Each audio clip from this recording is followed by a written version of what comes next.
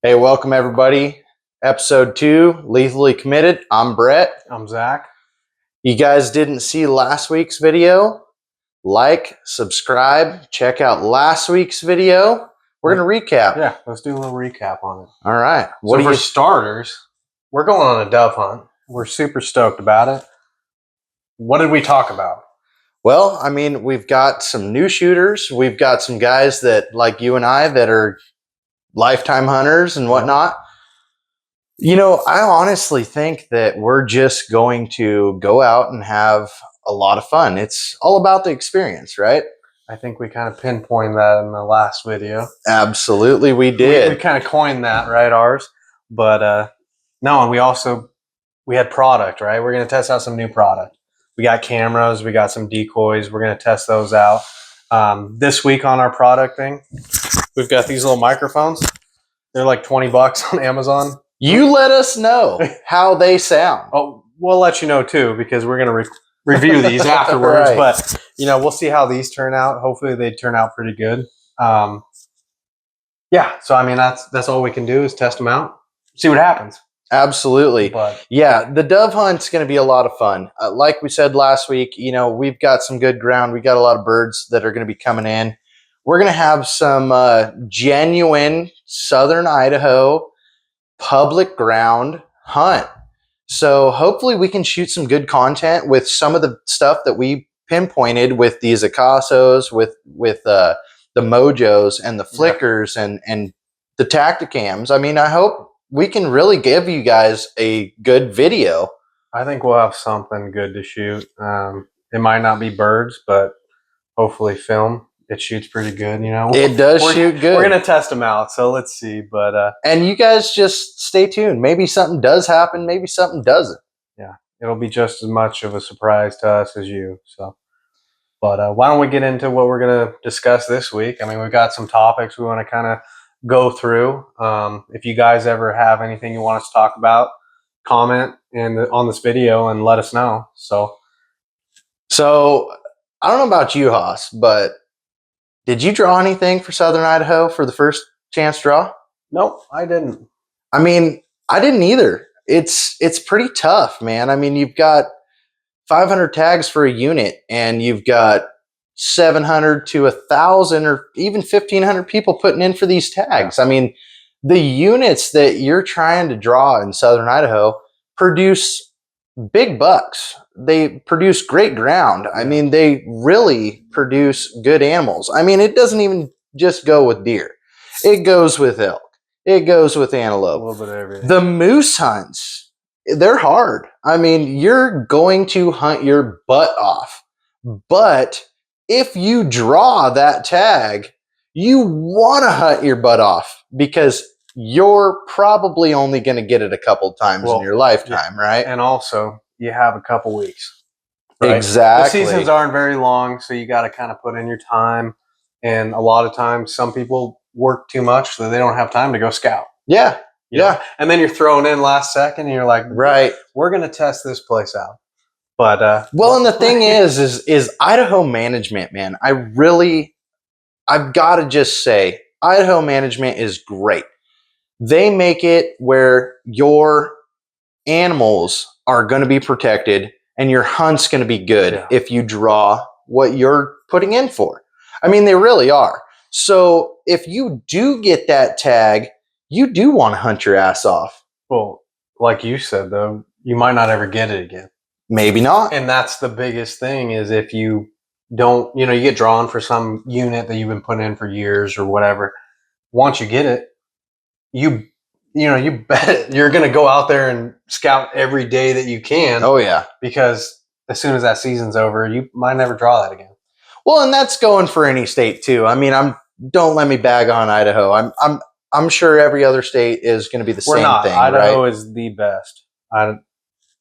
It's the best.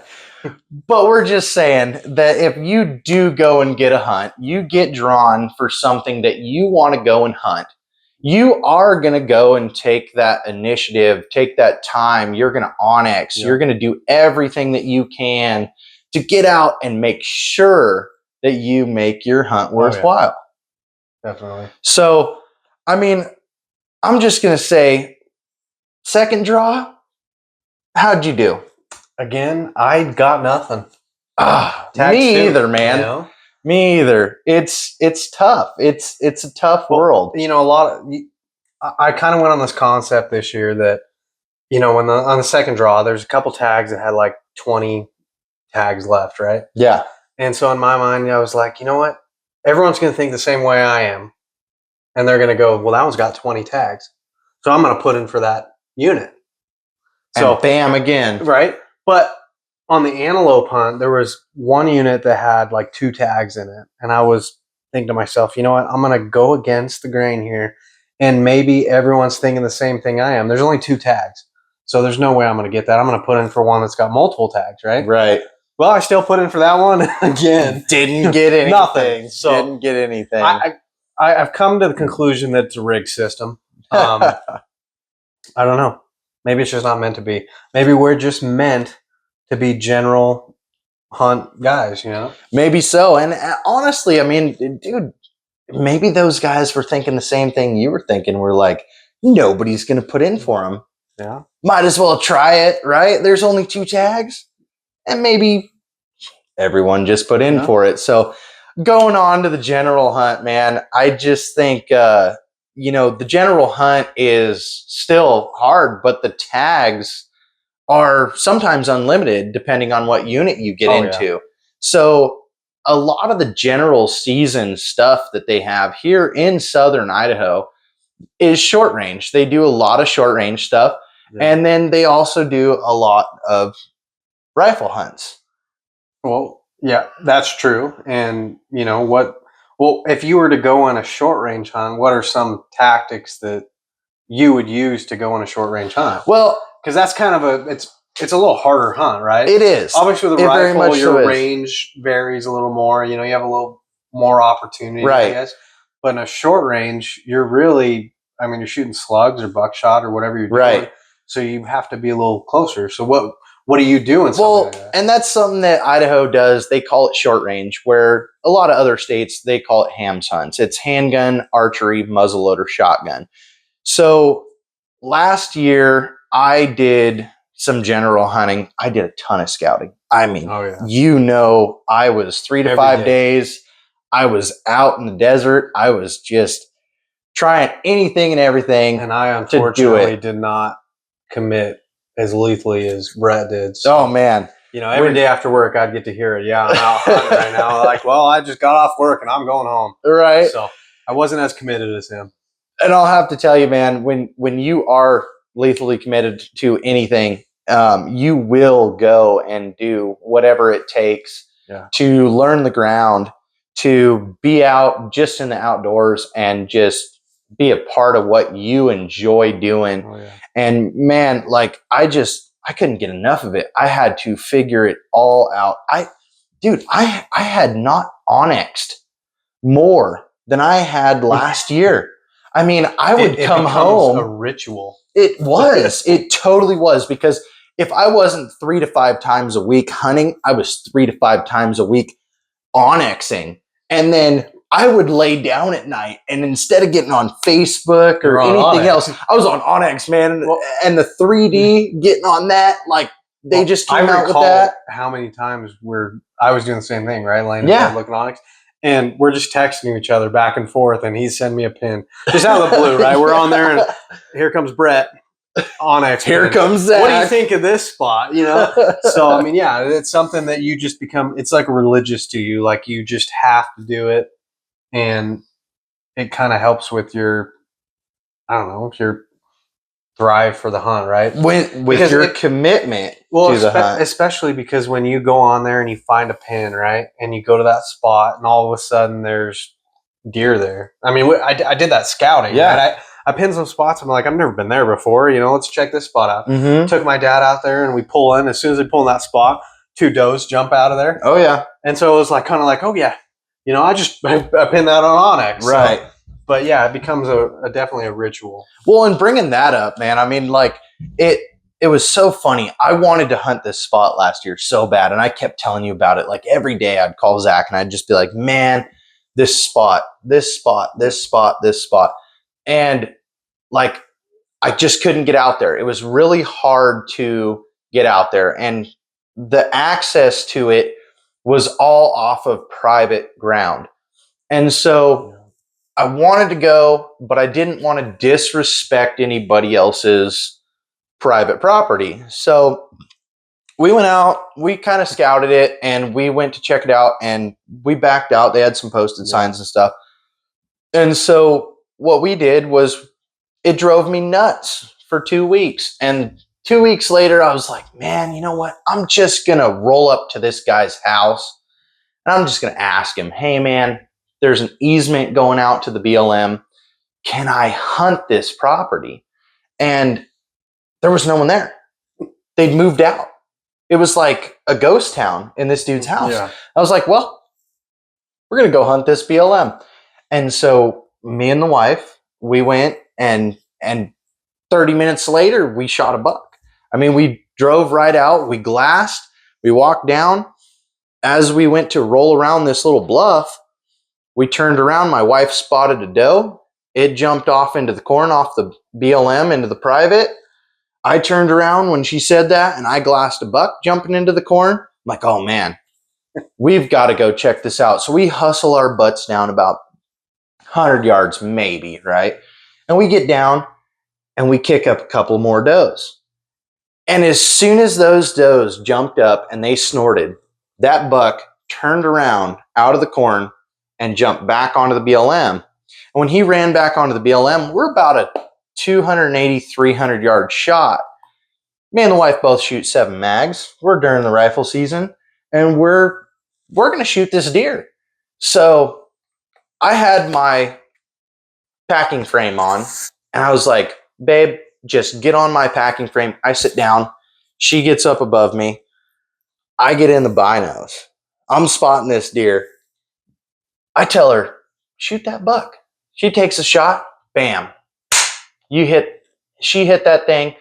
He folded up, rolled right over. What is she shooting? 7 mag. Oh. So, your big boy gun. Hey. Remind you. Remember what you told me? First time I met him, he said, what do you shoot? A 308? You know, what'd you say? A 7 mag? Because no matter if I hit something, I know it's going down. No matter what you do or how you hit that deer, it's going to go down. And I'll tell you right now, she shot him. He was kind of quartered to her. And when she shot, she hit perfect on back or on the front left shoulder. When it hit, it went back. It went right through and hit the back ham. So we do the whole celebration. And I'm like, yeah, babe, you knocked him down. It's perfect. Perfect shot. Then I get back into the binos because I wanted to check out and make sure he was down. He was back on his feet. Sagebrush was tall. Yeah. I mean, well, it is everywhere, right? it is. So he's back on his feet. I said, take another shot. She takes another shot and bam, hit him again. Then he went down. Well, beknownst to us, she blew about 10 or 12 inches of backstrap right out of that deer. He hit the dirt though, man. I mean, he wasn't going nowhere. At that point, though, it doesn't. Backstrap's the last thing on your mind, right? It really is. When you take a deer down, you're not thinking about. I mean, you what meat you're going to get out of it. You're just trying to say like I want a good shot on him, right? But if as long as he goes down, like hey, it'd be a joke. You'll be able to joke with her for a while after. Right. Last year's deer when you messed up the backstrap, don't do that again. and a lot of old timers used to tell me, "Oh, just shoot him in the neck. Neck meat ain't worth anything anyway." Yeah. Shoot him in the neck. You know what the problem with that is?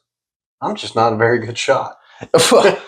Whether you are or not, I like that neck roast. I mean, dude, you shoot a deer come late in the year, yeah, and you do a neck roast with your turkey and your ham on Thanksgiving. It's good stuff. The turkey and the ham are still sitting there on the plate, but the venison's all gone. Everybody loves that. That's always the first thing gone, though. It is. It is for sure. So anyway, going back with the problems that we had last year and hunting the public ground, dude, it was really hard to find those deer. Now, obviously, it paid Yeah. off for us. Obviously, it did pay Well, off for us. both of you shot one, right? Yeah. So, I mean, obviously it was a success story for you. Absolutely. But for most of us, I mean, we know it. You go out there on public land and it is a war zone. It is. And like we said last week, you know, combat hunting is just, it's taken over a lot of places. And a lot of people that we're going to be talking to right now, they're going to say, you know, road hunters. Road hunters, you know, it's a tough game though. I mean, there's no matter where you go, no matter what state, there's always going to be those type of people. Oh, absolutely. But regardless, last year was still, we ran into other hunters. I mean, we'd walk a mile back and be tucked in there, freaking looking down. And how many times did people walk in? Almost every time. So, I mean, regardless of road hunters, I mean, yeah, they're going to shoot something off the side of the road, but they're also pushing deer around too. Right.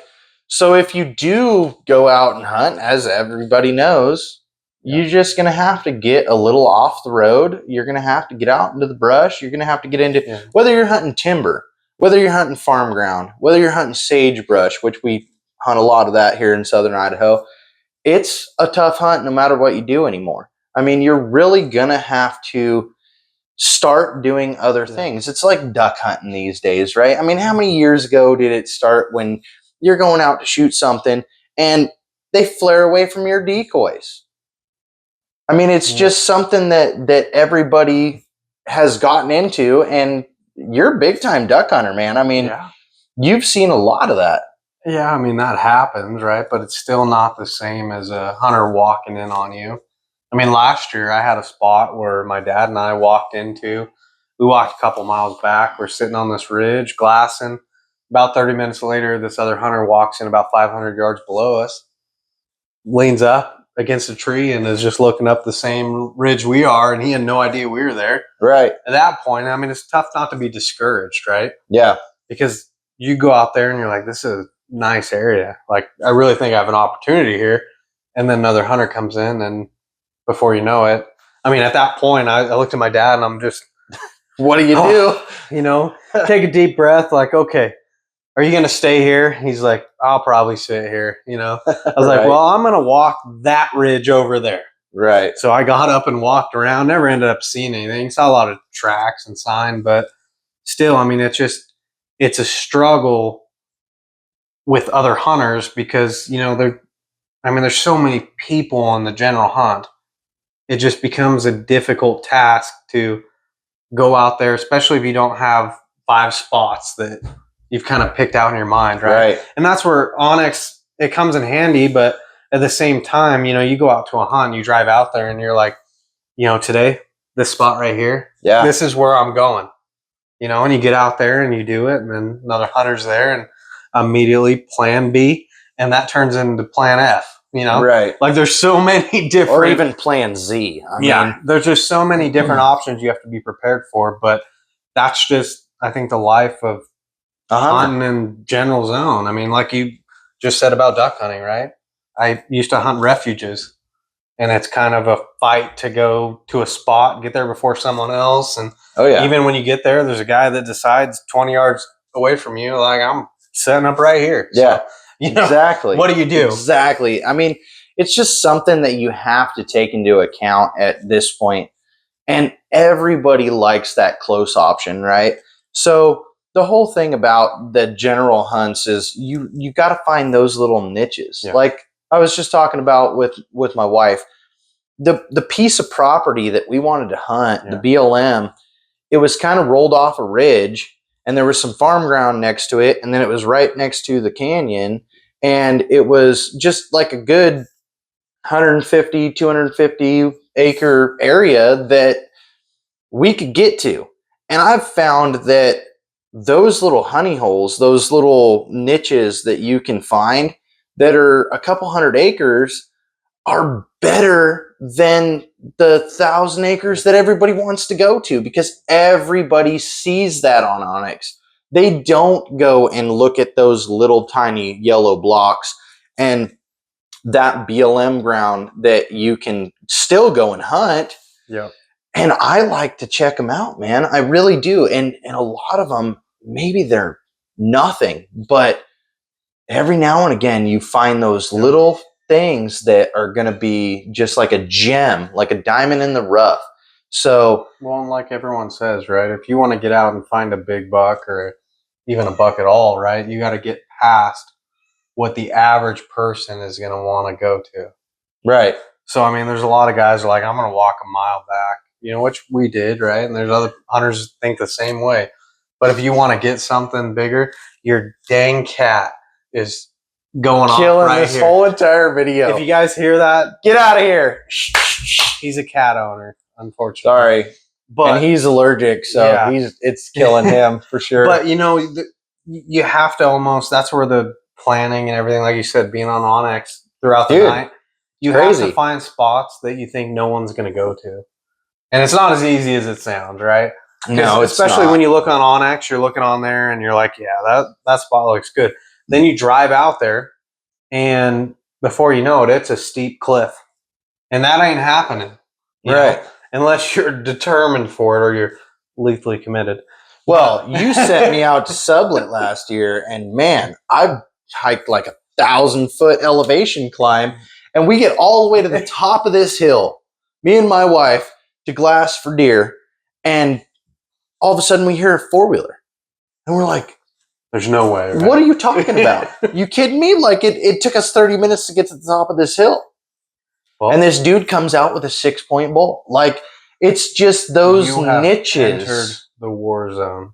It is those things that you can't. It's the inevitable, right? Like, you can plan, you can Onyx, you can scout. I mean, you can do as many things as you want or think is going to be great for your It hunt. never works out like that. And then you're going to show up, man, and there's just going to be somebody there. I have you to know? ask you though. There's a lot of people that I've talked to that say, you know what, I won't hunt week 1. It's week 2 when people go off their, they take their kids, whatever. I already know where you're going with this. So what for you though? Are you more of a let's get it done first thing, or are you let's wait it out, let's let all these people go, let's let them push the deer around and go from there? I mean, what's your preference on that? So I'm going to tell you, Zach, it's a real hard thing, and it's totally preference based, right? My preference is that if you hunt week 1, at least the deer or the elk or the antelope, whatever game, they haven't learned anything. They're still kind of stupid at that point. But are they getting stupid? When you get, they could be, but when you're getting later in the months, you start getting into the rut, and they get even stupider, right? Yeah, right. So, even your wife's deer, that was the last weekend of deer season, and that was like end of October for that. So it would have been the first. It would have been either the last week of October or the first week of November. You found an area that other people weren't going to, but also where deer kind of got pushed to, right?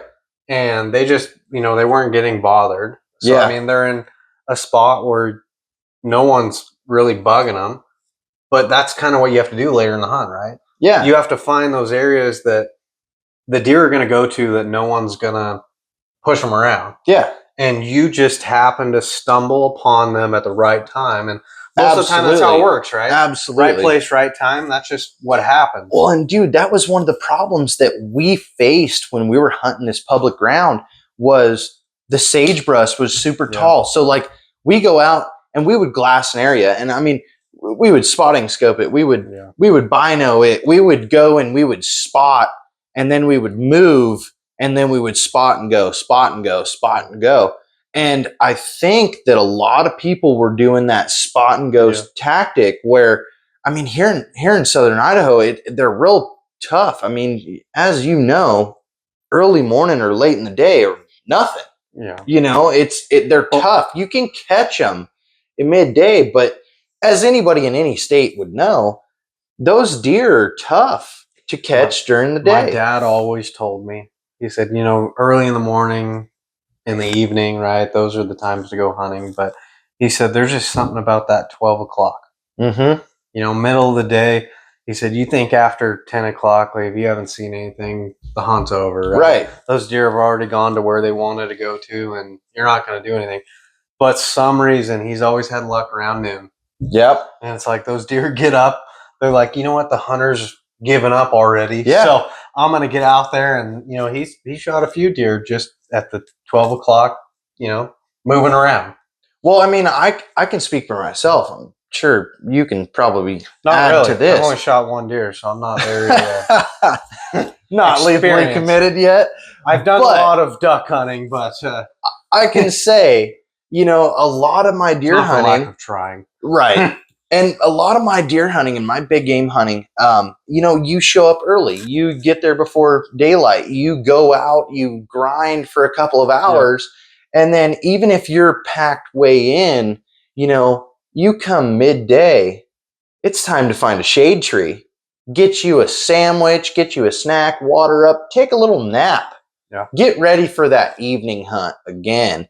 And honestly, maybe we've just been kind of teaching these animals that We hunt That in the morning and we hunt in the midday- evening, you know. is when they should move. Well, 'cause so that's what we've learned, right? When you hunt, exactly. I mean, you typically do see more deer in the morning, first thing, and right before dark, right? I mean, when are you most active? You get up, get your cup of coffee, Exactly. and you're ready to go to work. but And then you get out there right before dark, and you try to get the last also, couple things you done. get rejuvenated after lunch, Yeah. right? Maybe they're the same way, where they're like, you know what? Yeah, these guys are giving up. I'm ready to stretch my legs and go get some food, get a drink.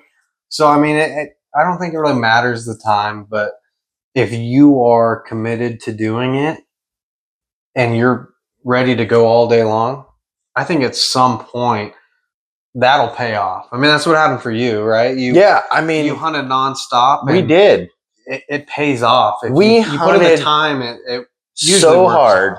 last year that we were done by November. I Oh. mean, we didn't even hunt the second part of November and the last month of December for elk. I mean, we were so burnt. We hunted the full month of August, Oh, yeah.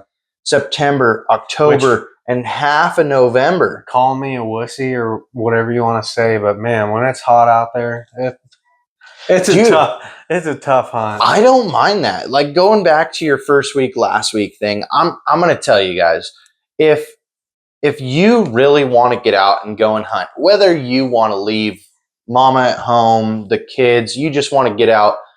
I'm just saying, my wife hunts with me. We take the kids. My kids have all been on a hunt within their first year, up to my middle child has been 3 days old. The first time she actually got on a harvest deer hunt. So like, you're talking my wife 3 days out of the hospital having a baby. She's like, it's deer season. Let's go. Let's go. We gotta go and hunt. Again, does that make her committed or That is lethally committed? lethally committed right there. You can't get any better than that. My wife, she absolutely loves to hunt deer. Yeah. And now we're trying to get into doing a lot of this elk hunting and stuff. And last year, man, like I went and shot that short range unit. That's a tough one. And the only reason I got the short range is because I didn't get my first or second draw. I couldn't draw a tag last year. well, as we've said, was tough. it's kind of rigged. I mean, Maybe it is. good job knows? for any one of you that got drawn. I mean, Absolutely. Good job. And now he's talking a bunch of crap about it. He's going to get drawn next year. So who knows what's rigged. I'm but, being a little, a wuss about it, but last year's short range hunt was pretty awesome. it worked out. It did. I mean, I didn't shoot a big buck. And honestly, man, I've told you several times. What do they say, Paquito in Spanish? Paquito. Yeah. You see. But So it did taste good, and my you take your opportunities. my when it comes to it. jalapeno cheddar snack sticks were pretty darn good, Yeah, weren't if you they? guys need anything or any questions on doing your own meat and Hey, processing, hang on. That's going to be another video. it will be. But he is the man. So any comments you have, write them down. This is your guy. So last year, man, like I said, I onyxed. Everything was onyx. And I had never shot a short range shotgun unit. So I was worried about it. I mean, I was pretty nervous. I mean, archery's one thing, rifle's another. And the funny thing was, you weren't going to do it. And I was like, dude, let's get the elk tag. Yeah. Because short range, you're like, well, I can do it for deer too. Yeah. They were both in the same unit. So it he was had like, why not? You had no concern or anything that you were going to go do that, but it just worked out that way, and It did. It panned out, right? Matter of fact, I called him the night before, and I said, Zach, man, I'm going to go elk hunting tomorrow. And he's like, dude, you got a spot? Do it.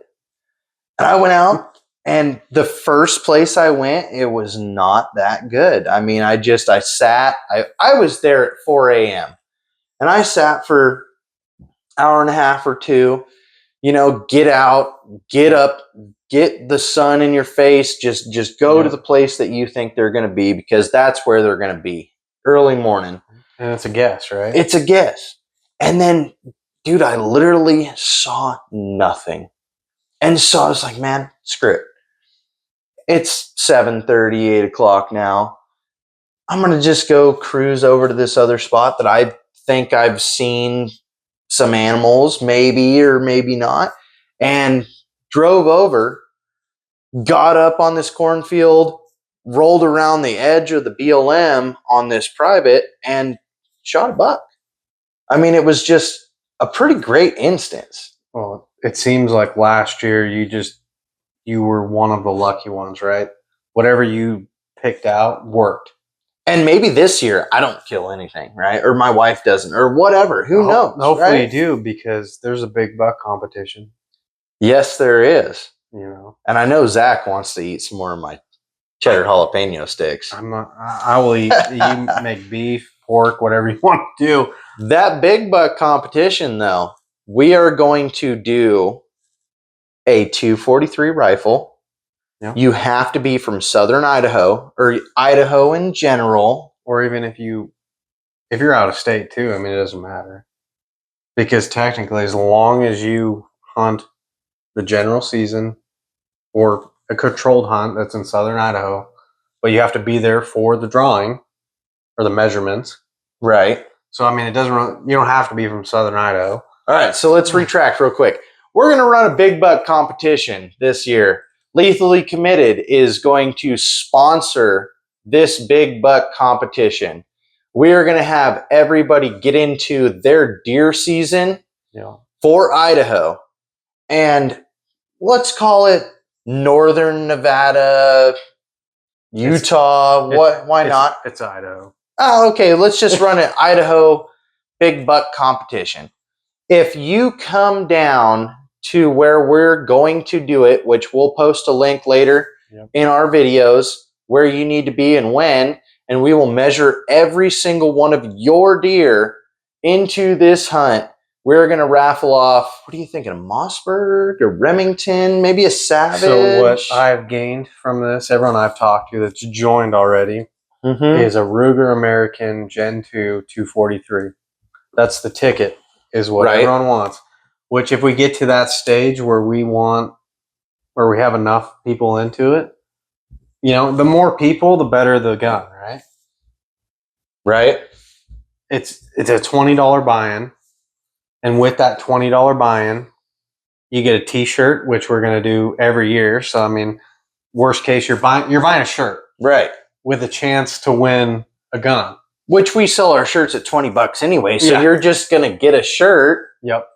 And, next year you get another shirt, and so on and so forth. But hopefully by then more people join and the gun gets better, right? Absolutely. So, and we're going to kind of cater it to what mule deer hunting, elk hunting, that kind of thing. So, but I guess you never know. I mean, we could have next year 17 A good elk hunt. or yeah, you could have An elk hunt, Yeah. big elk competition.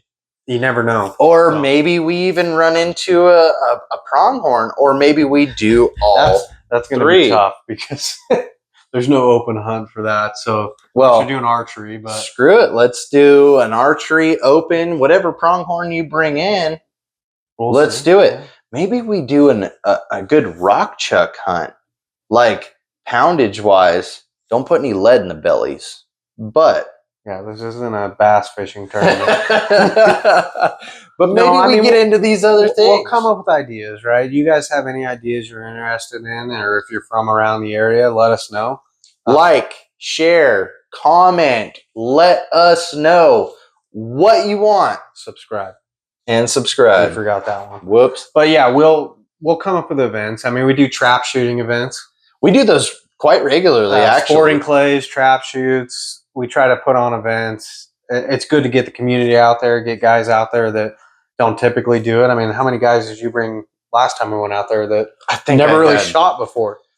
3 or 4 of these And guys. now they're addicted to it. And They're absolutely. lethally committed. And now they're coming to shoot our dove hunt next week.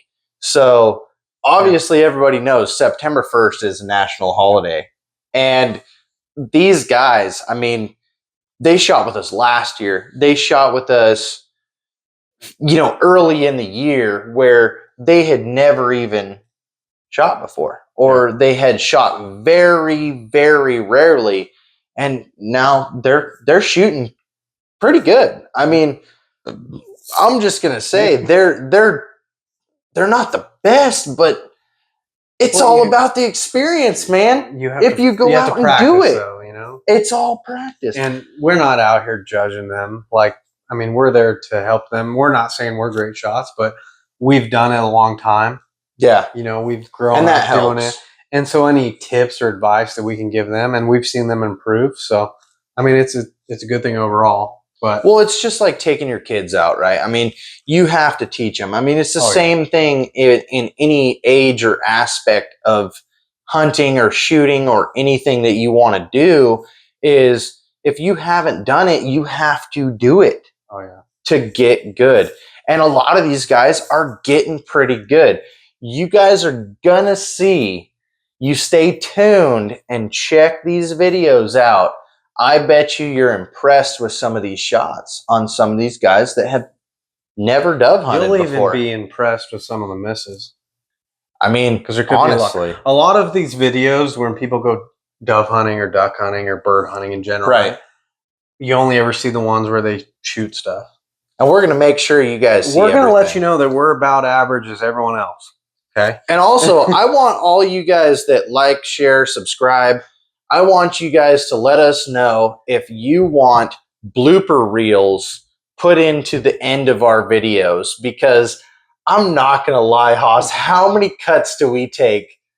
Just turning on cameras, Even this video anything. itself, I mean, we messed up like 3 times. So I mean, you can't get it right the first time. So the cat in the background, he's coming down again. The kids running around upstairs. I mean, it's something that a blue collar person like you and I, that you go through. I mean, we all have kids.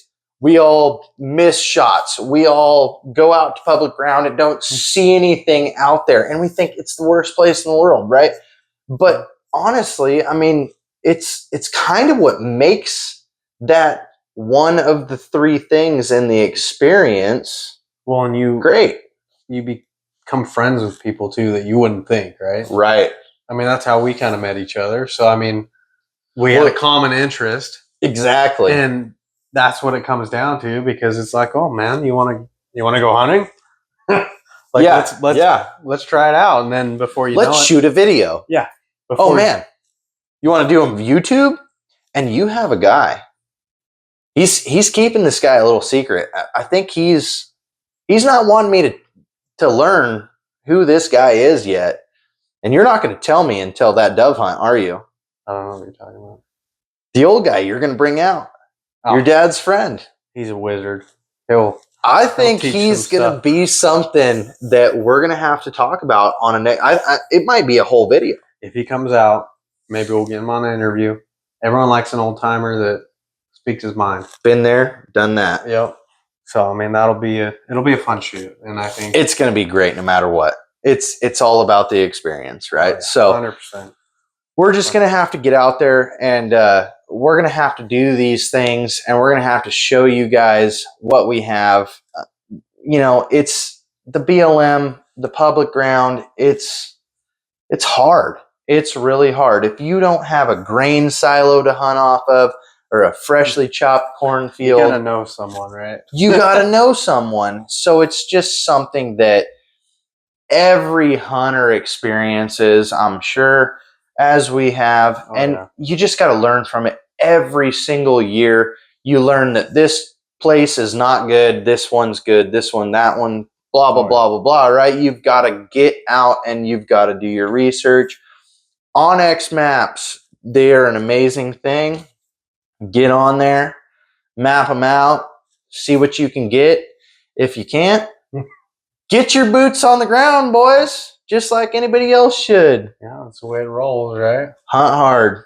Well, 3 to 5 times a week, you'll kill something. And as for any species, as for any big game, any short range, anything, you all know that if you do it, you get out there and you are lethally committed, you can do whatever you want to do. Oh yeah, 100%. You want to wrap it up, Haas? Yeah, I mean, you guys, thanks again for watching the video. And also, I mean, we talked about it last time, and we've got merchandise. We got hats. We got a cool Dove shirt that just came out. It's got a cool patch, some camo. We got these hats right here. Look at the link in the description and let us know if there's any questions or if you guys need anything. I mean, we're here for it. We're ready to talk about whatever and show you guys kind of what we do. I mean, we're just average Joes. We're all made in America, baby. 100%. So let's get out there. Let's create a good video for the dove hunt, which that'll be coming out in a week or so. And then just stay tuned and make sure you guys get into our big game. Like we said, we're going to do some deer hunts. We're going to do some elk hunts. Oh yeah. I even think friend of yours has got a good coyote hunt coming up this winter. Oh yeah. Coyote hunt, rock chucks, rabbits. We're going to go duck hunting, goose hunting. I got a buddy that's You name it. wanting to do spring bear too. Well, that would be interesting. I think we're going to have to get into that spring bear, and we just might even put a wolf hunt on here. Yeah, let's do it. I'm down. I mean, you guys I'll never turn that down. You guys are just going to have to stay tuned and really check out what we got going on. I know we've been rambling on for however long, and all we can do is make a little video and see if you guys like it, and then go on from there. I mean, these hunts will just show what we're all about with Lethally Committed. So again, we appreciate it. Don't forget to like and subscribe and check out our Etsy store. We've got a lot of cool stuff. So stay tuned for more stuff, and we're ready to roll. All right, baby. It's all about the experience. Yeah, it is. Oh, you're too much, Hoss. Every time. Oh, I got a piss. Me too. I might have to shit.